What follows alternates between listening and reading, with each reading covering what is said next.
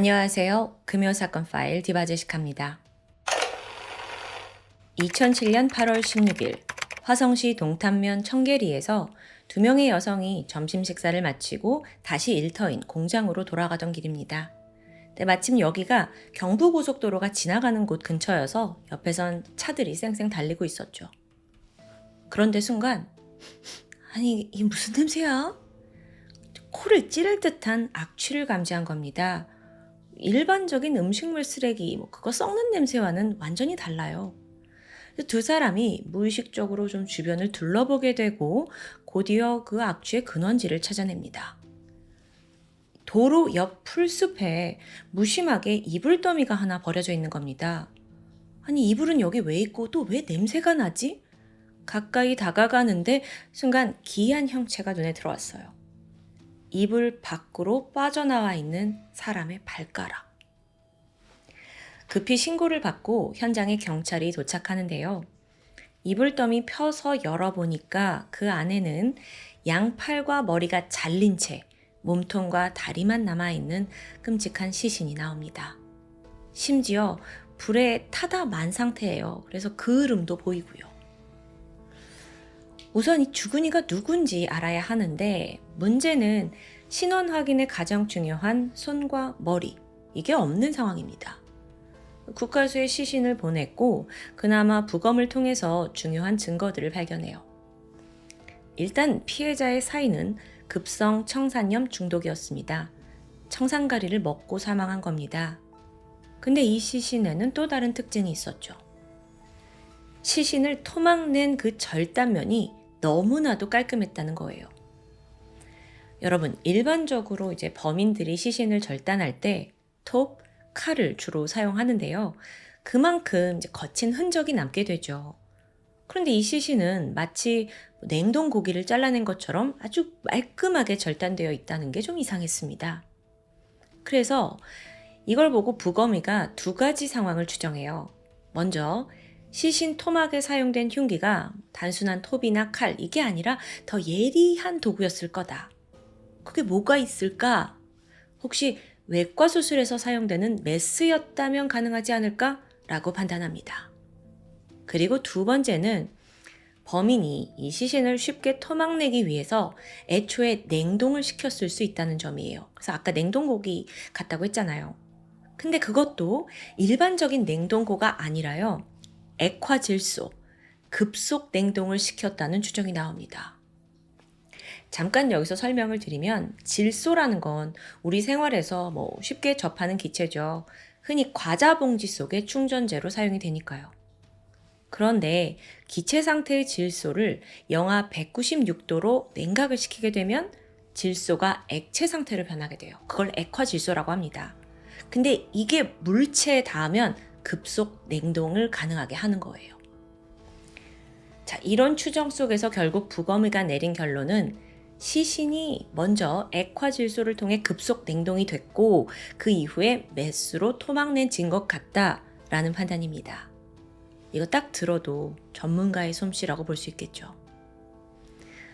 자, 그렇다면 모든 걸 종합해 볼게요. 범인은 액화질소와 메스를 자주 접하는 의료계열 종사자나 혹은 아예 살인청부업을 하는 전문가가 아닌가로 좁혀지게 됩니다.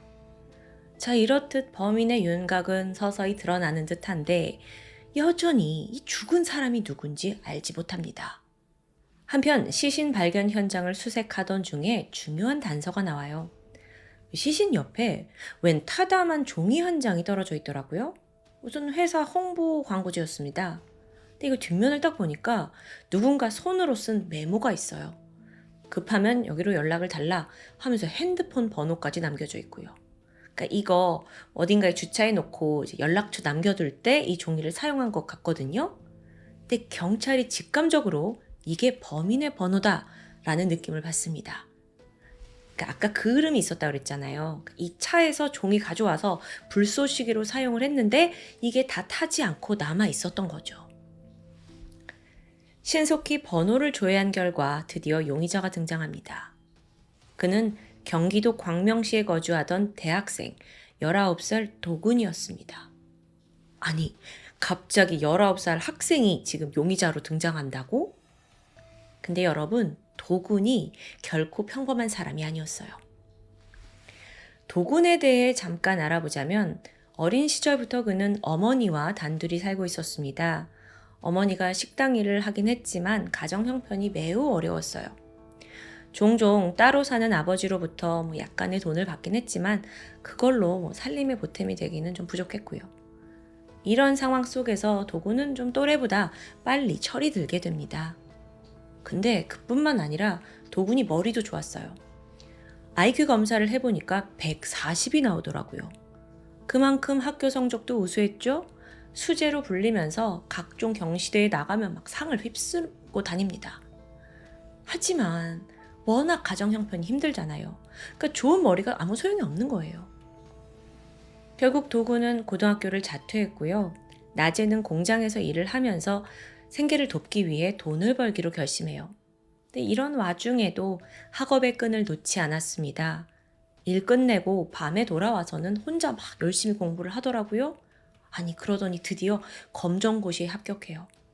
거기에 더해 수능까지 치르더니 좋은 점수가 나오면서 거의 이게 의대에 갈 만한 점수를 받게 된 겁니다. 원래도 도군의 꿈이 의사였어요. 그런데요, 의대를 간다?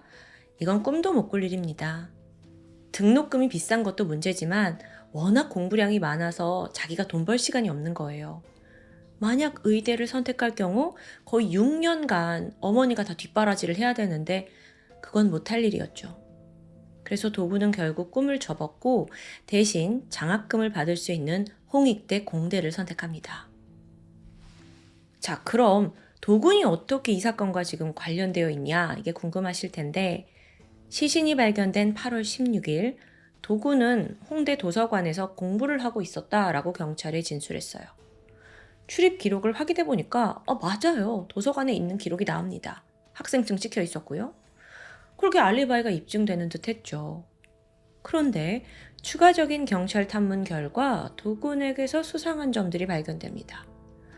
보니까 도군이 친구한테 대신 도서관 가서 내 학생증 찍어달라라고 부탁한 거예요. 뭐라? 얘가 거짓말을 한 거네?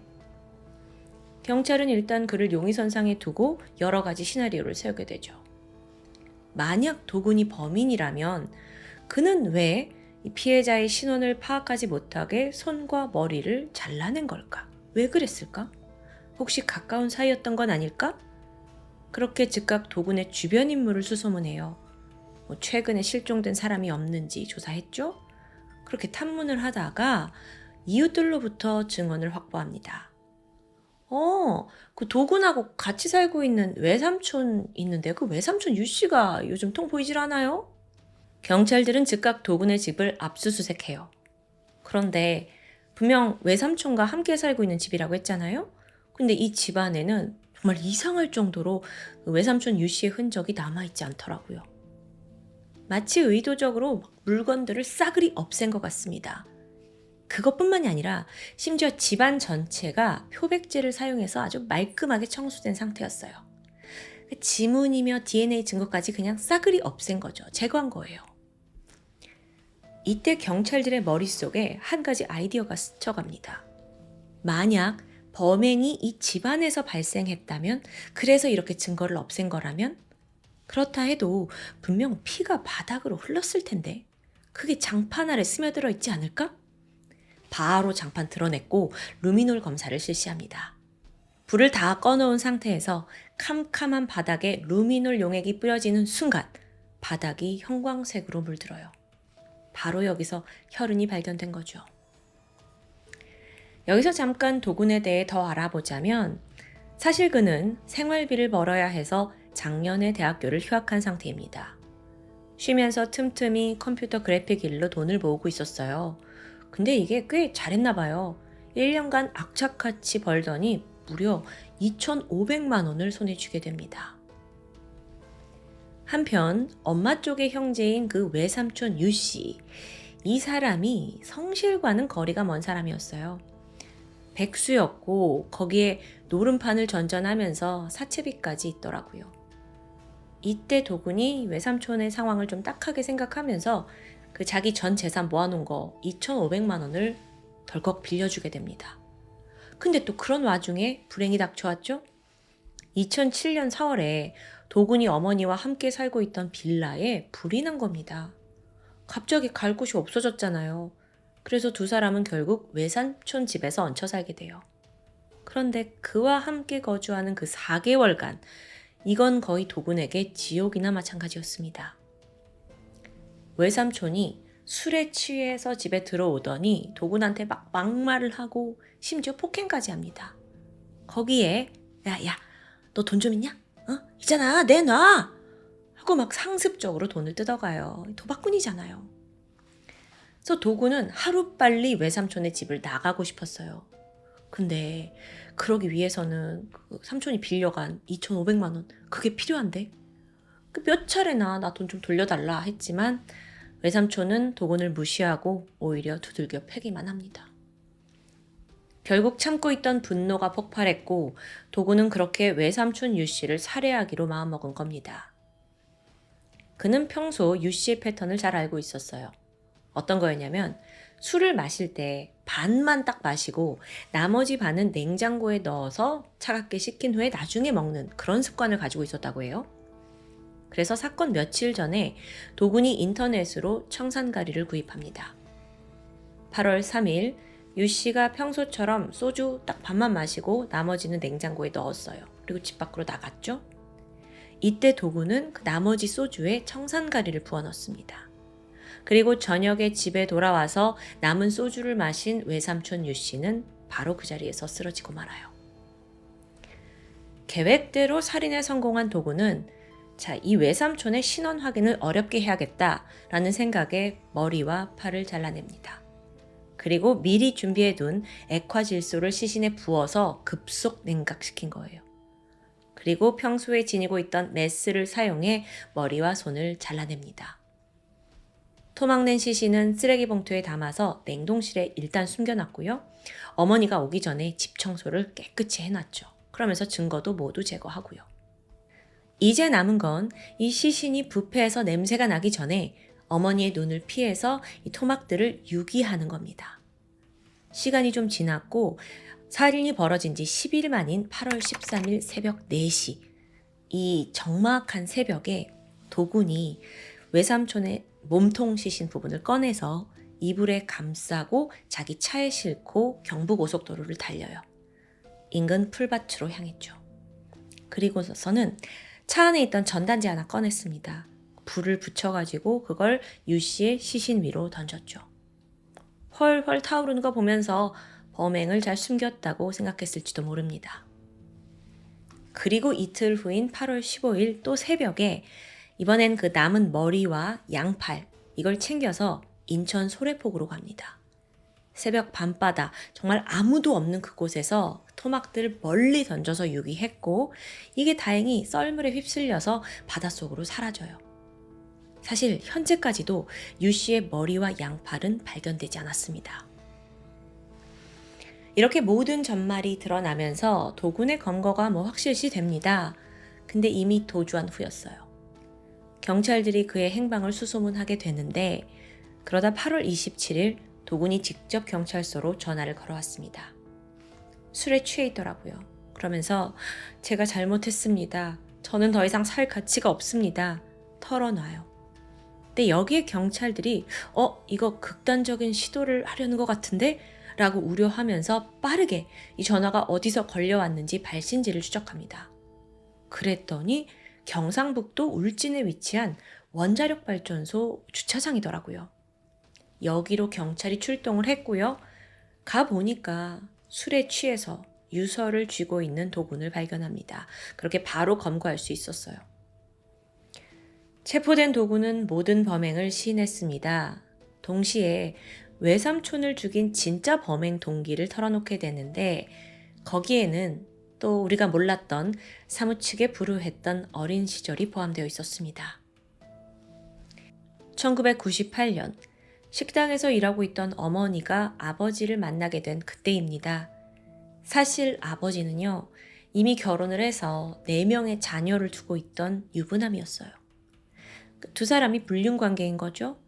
그 사이에서 태어난 도군은 축복받지 못한 채 태어납니다. 아버지가 본 부인을 겨우 설득해서 이 도군을 호적에 올리긴 했어요.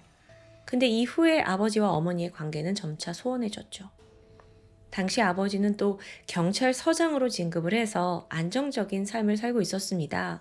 근데 반면 도군과 어머니는 전혀 그렇지 못했고요.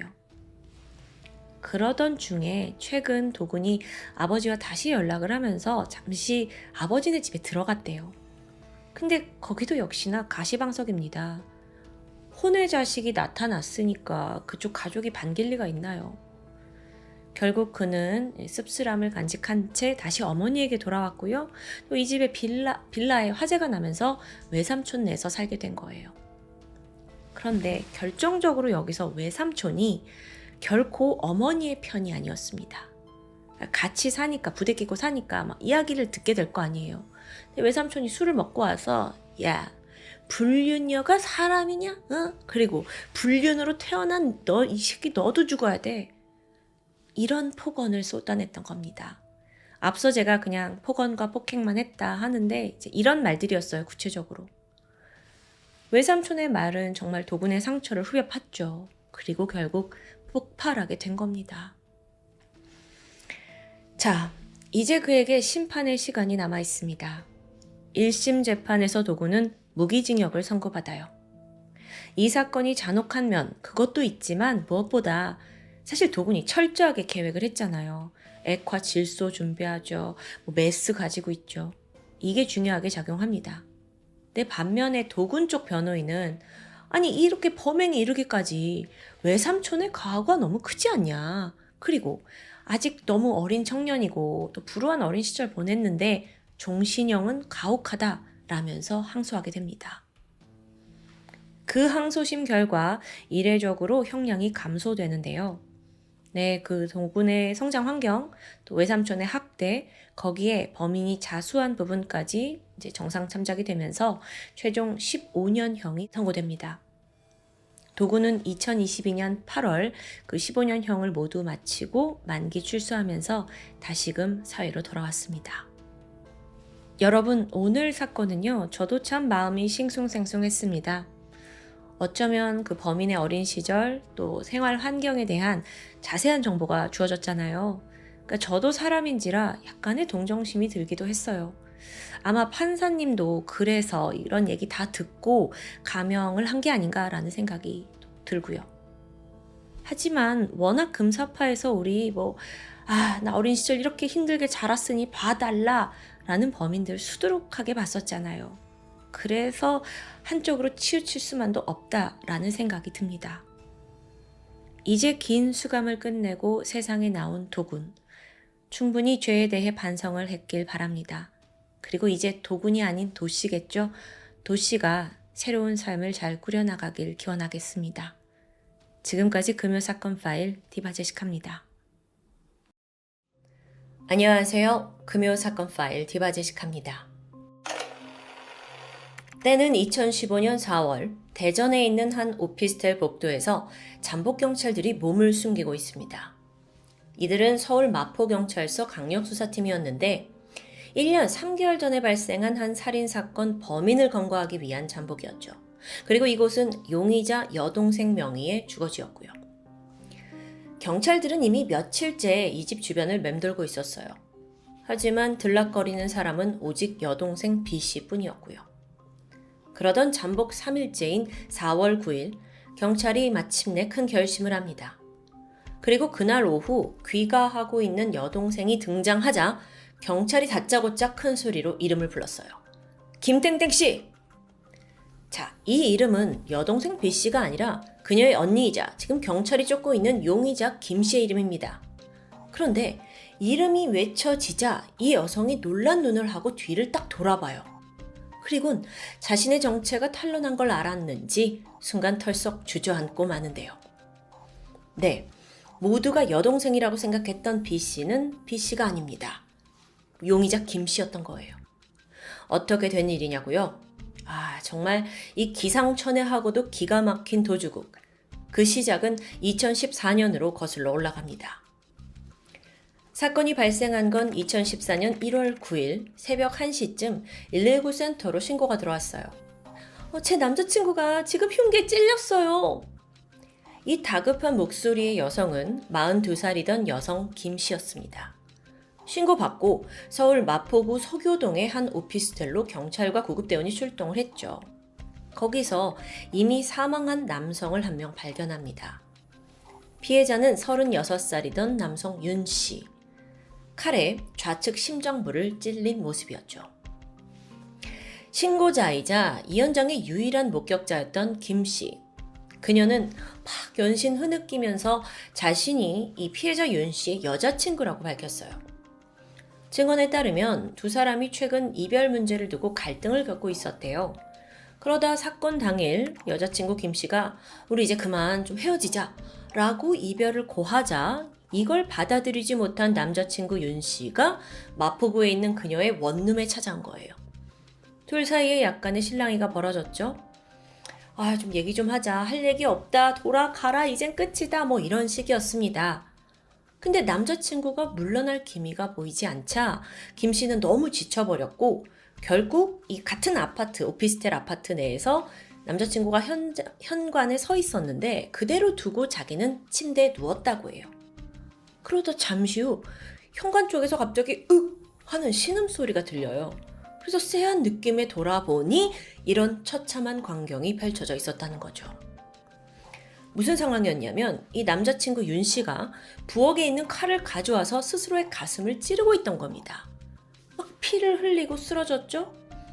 놀란 이 김 씨가 바로 119에 신고를 했다 하면서 흐느끼는데 그런데요. 이 현장을 살펴본 수사팀은 단번에 이 증언이 어딘가 어색하다는 걸 감지했습니다. 먼저 이 피해자 윤 씨가 스스로를 찔렀다는 그 부엌칼 있잖아요. 그 부엌칼이 사망자 옆이 아닌 부엌 싱크대에서 발견된 거예요. 좀 떨어진 곳에서요. 그래서 이게 왜 여기 있냐라고 물어보니까 김 씨가 내가 이 칼을 보자마자 너무 무서워서 자기가 싱크대로 던졌다고 해명합니다. 근데 그뿐만이 아니에요. 이 사건이 벌어진 장소도 좀 납득하기가 어렵죠. 자, 이곳은 원룸입니다. 부엌과 거실 겸 침실 그리고 현관이 다 한 공간에 있어요. 한눈에 보이는 곳이에요. 근데 윤 씨가 스스로를 딱 찌를 동안 김 씨는 정말 돌아 누워 있어서 침대에서 있어서 아무것도 몰랐다? 글쎄요. 경찰은 정확한 사망 원인을 파악하기 위해서 국과수에 부검을 의뢰합니다. 또 김 씨에 대한 추가 조사는 의심스럽긴 하지만 일단 이 감식 결과가 나온 후에 진행하기로 했어요. 그리고 나서 시간이 지나 바로 부검 감정서가 도착했는데 내용은 충격적이었죠. 타살 가능성 높음. 보니까요, 윤 씨는 무려 이 심장의 4분의 3 이상이 칼로 인해 관통되면서 과다출혈로 사망했습니다. 근데 이 칼이 들어간 각도를 분석했어요. 이게 스스로 찔렀다고 보기에는 영 어려운 각도인 거죠. 게다가 일단 칼이 그 정도로 몸에 깊숙이 박히면요. 근육 때문에 이게 다시 빼내는 것도 굉장히 어렵다고 합니다. 근데 실제로 이 칼은 몸에서 빠져서 싱크대에서 발견됐다? 여러분, 보통 또 자해를 하는 경우에는요. 일반적으로 주저앉이라는 게 나타난다고 해요. 근데 윤 씨에겐 이런 게 전혀 없었고요.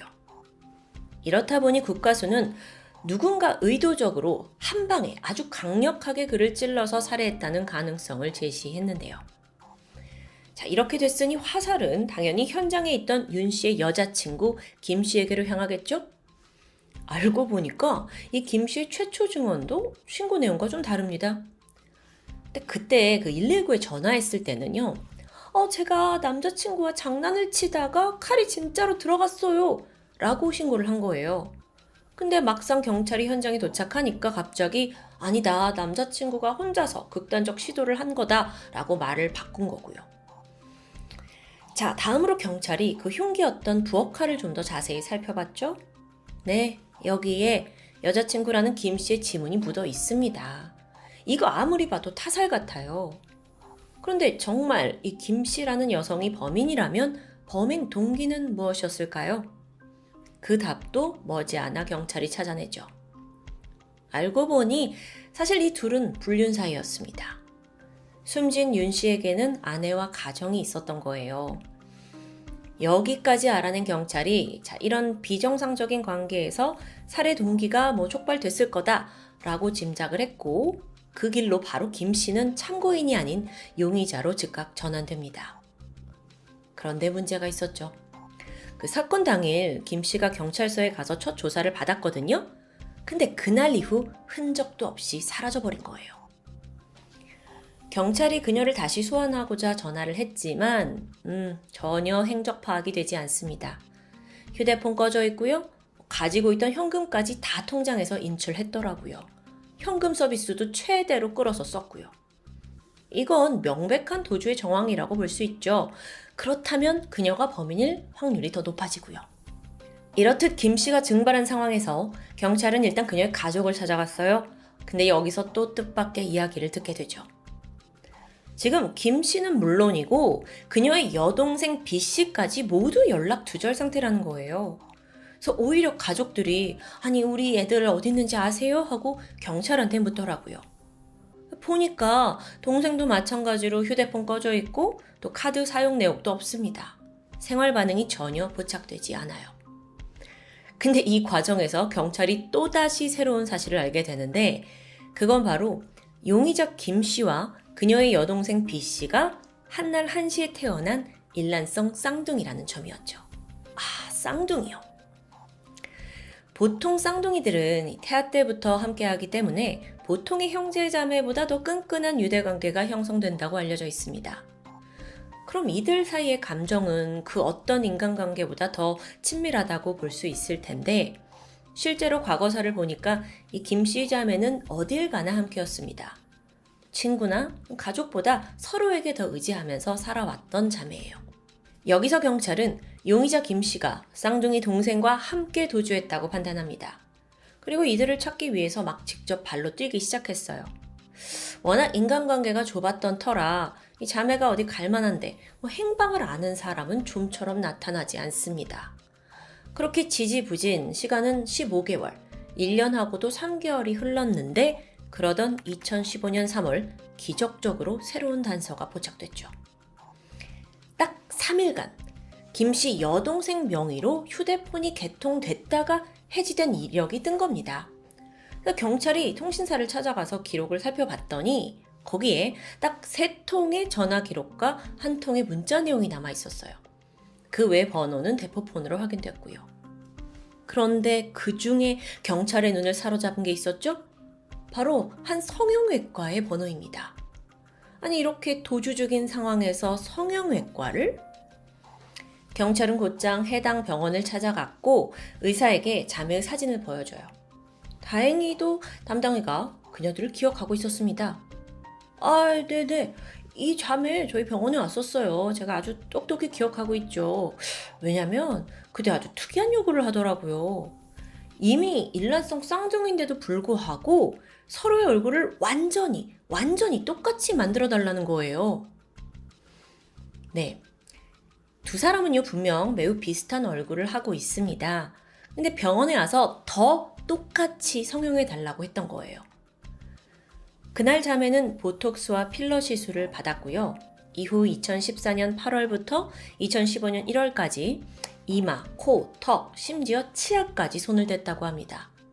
수차례에 걸쳐서 두 사람은 정말 마치 거울을 보는 듯한 동일한 얼굴로 거듭나게 된 거예요. 그런데 여기서 이들이 또 한 가지 특이한 요구를 했죠? 이 두 사람 중에 오직 여동생 명의로만 진료를 받게 해달라고 했다는 거예요. 김 씨는 도주 중이었으니까 당연하겠죠. 자, 그럼 여기서 경찰이 알 수 있는 건 지금껏 용의자 김 씨가 동생 명의로 생활을 해온 거 아닐까? 라고 추정할 수 있죠. 이후 경찰 수사에 탄력이 붙었습니다. 이 여동생 명의로 뭐 된 게 없나 수소문했죠? 그랬더니 대전에서 여동생 명의로 도시가스, 유선방송 가입된 사실이 확인돼요.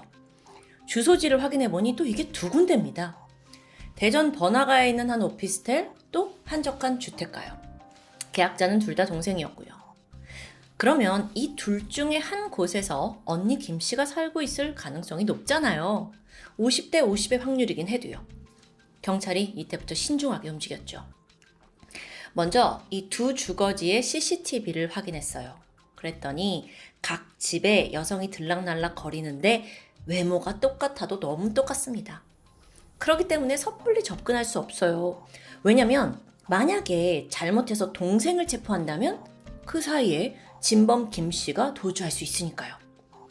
경찰은 고민에 빠졌죠. 그런데 문득 과거 탐문 수사에서 가족들에게 들은 이야기가 떠오릅니다. 이 쌍둥이 자매가 외모는 굉장히 비슷하지만 성격이 정반대라는 증언이었어요. 언니 김 씨는 대체적으로 좀 활발하고 적극적인 성격인데 반해 동생은 내성적이고 조용하다고 합니다.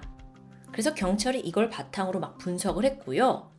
아무래도 언니인 김 씨가 그 대전 번화가 오피스텔에 살고 있을 것으로 짐작하게 돼요. 그리고선 오피스텔을 더 중점적으로 잠복을 했던 거예요. 그 추리는 적중했죠. 김땡땡 씨!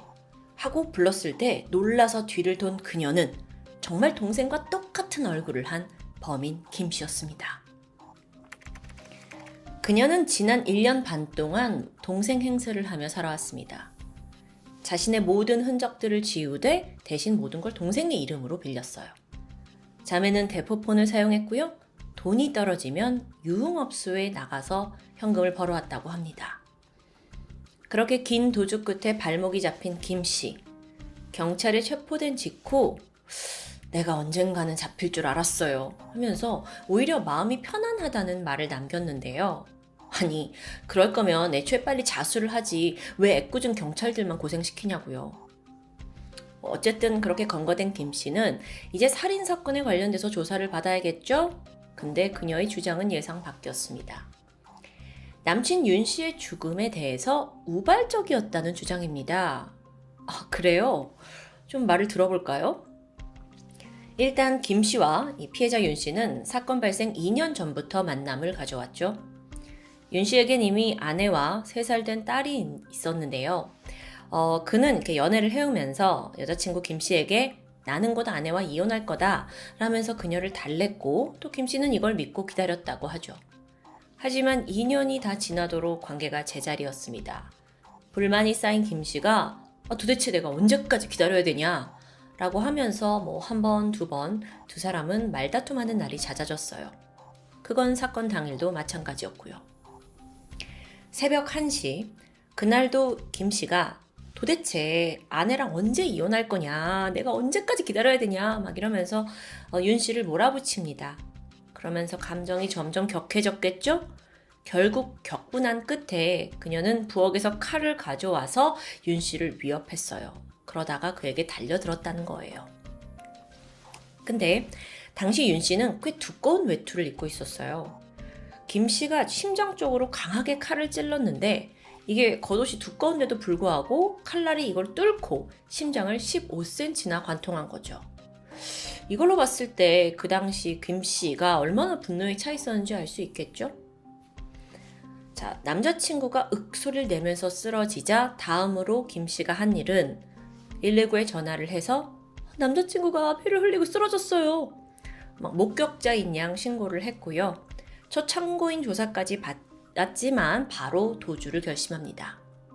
그 과정에서 평소 가장 의지하던 쌍둥이 동생을 찾아가서 자초지종을 털어놨어요.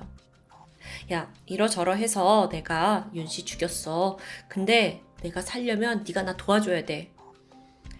아마 동생은 이걸 거절하지 못했던 것 같아요. 가족이기도 하니까요. 그래서 동생이 동조했고 그렇게 정말 답없는 자매의 도피가 시작된 거죠. 이후 재판이 진행됩니다. 결국 김 씨에게는 살인죄로 징역 10년형이 내려졌는데요.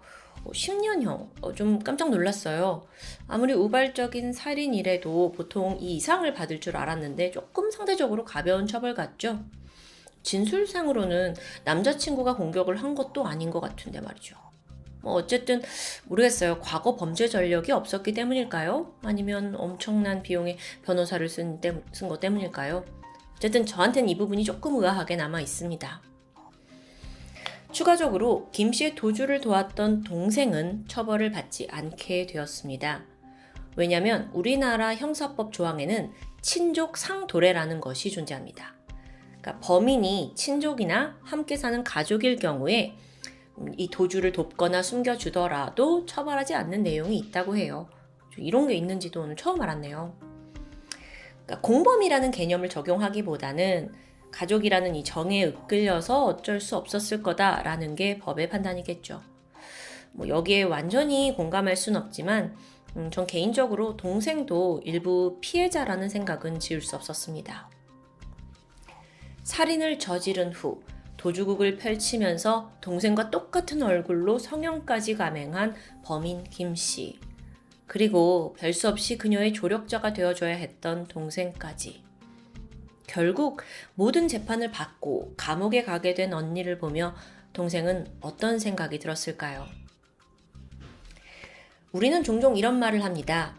무슨 일이 있어도 네 편이 되어줄게.